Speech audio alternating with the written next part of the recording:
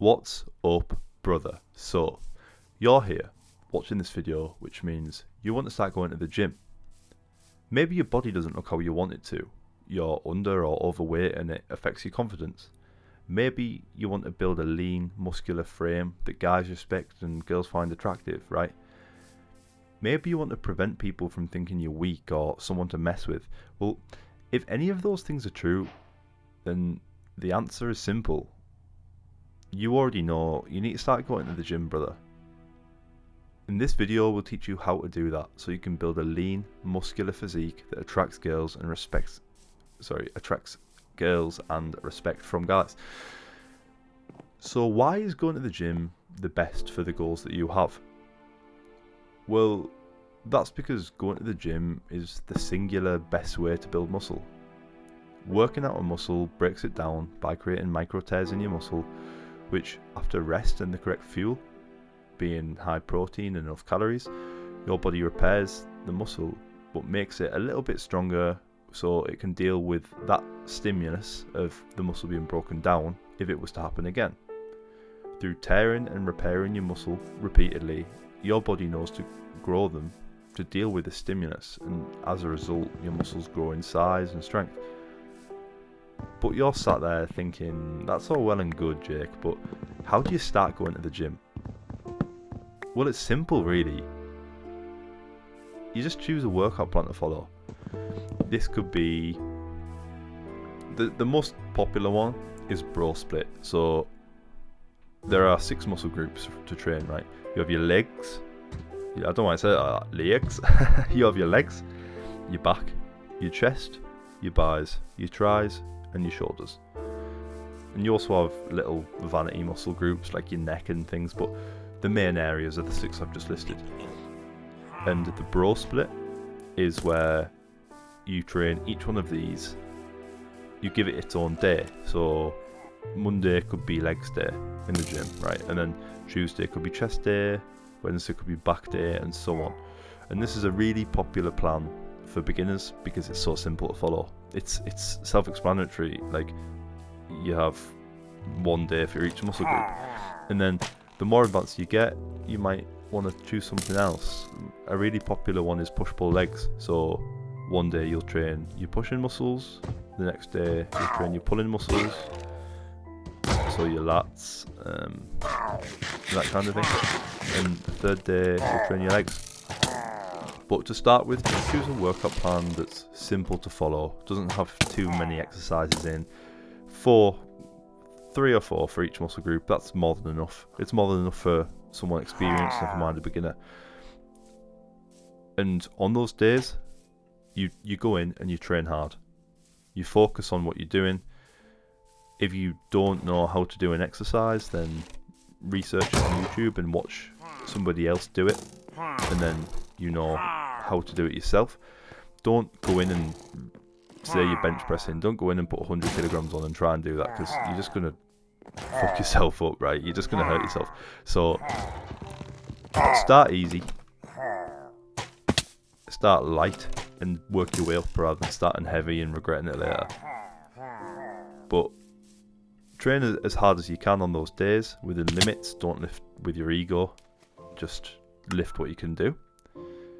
And then on the days that you don't have any sessions, so say you do a bro split, you train 6 days and you've got a Sunday off, rest hard on that day. And by that I mean really rest. Don't do anything, just recover. Use that day for recovery. And because recovery is just as important as the work you do.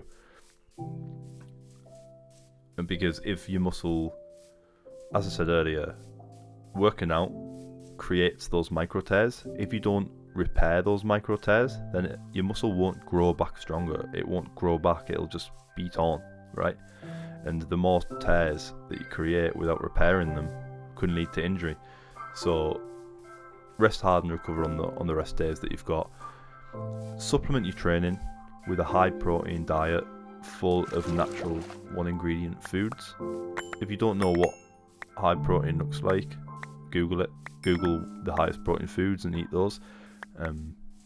If you don't know how much you should be eating, then go online and find a calorie calculator and work out how many calories you should be hitting, and for every pound of your body weight you should be eating a gram of protein. So for example, if you weigh 200 pounds, then you should be eating 200 grams of protein a day.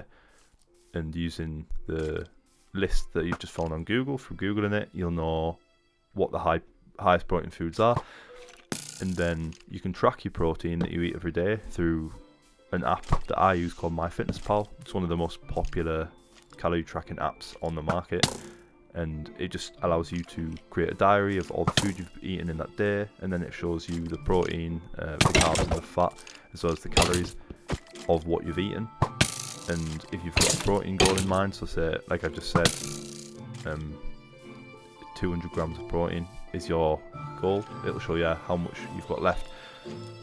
I think nowadays the free version of MyFitnessPal isn't very good. I think it tries to make you pay.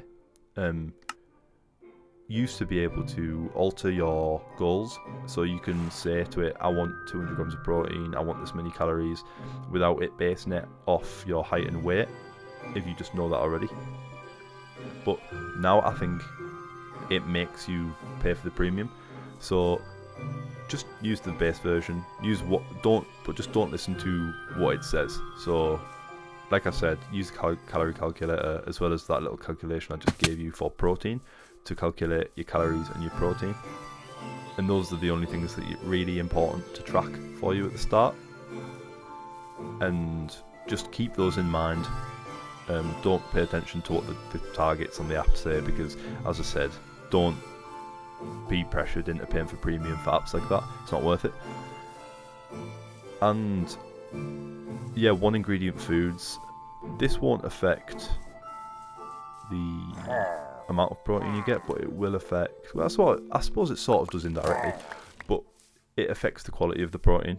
Protein quality is a real thing, and this is why no matter what people tell you, vegan diets will never be as good for hitting protein and building muscle, that kind of thing, as meat eating diets. One example to look at is Sugar Sean O'Malley, the UFC fighter. I know he's not a bodybuilder, but he's a UFC fighter. He needs his body to be in peak physical condition at all times, and he used to be a vegan, and he changed because he said it was just too hard to hit the high quality protein needed to supplement your body.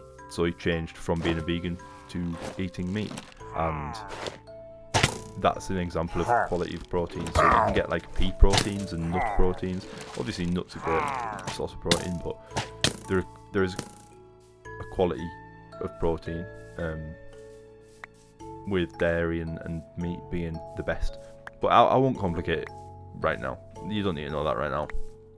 All you need to know is eat natural, one ingredient foods as much as you can with high protein in them, and track using the app I've just told you about. And finally, just stay consistent with everything I've talked about. Stay consistent with, and eventually you'll end up looking like fucking Captain America, right? But one more thing worth adding is that I use that word eventually because naturally building muscle does take time, no matter what anyone tells you. And that is leading me into my last point, is that someone like you, who I'm guessing is on social media a lot, if you're seeing this, will be exposed by default to a lot of fitness influencers. And it's worth adding that you should not ever compare yourself to them.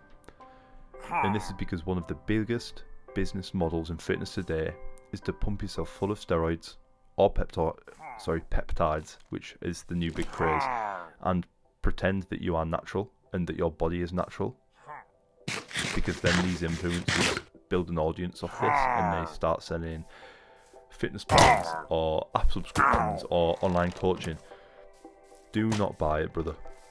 Don't look at influencers and aspire to be like them, specifically fitness influencers, because unless you pump yourself full of steroids, which is one of the most stupid things you can do if you're under the age of 35, 40, you will never look like them, no matter how long you train. And you'll be sat comparing yourself, feeling like shit and confused, thinking they must know something you don't if they look like that and you don't. but the only thing they know better than you is how to self-medicate a needle into their arse to juice up. So, going forward, please remember that. Stay strong, brother. Be consistent, train hard, go and smash it, and you'll be hench in no time. Right, I love you loads. Peace out.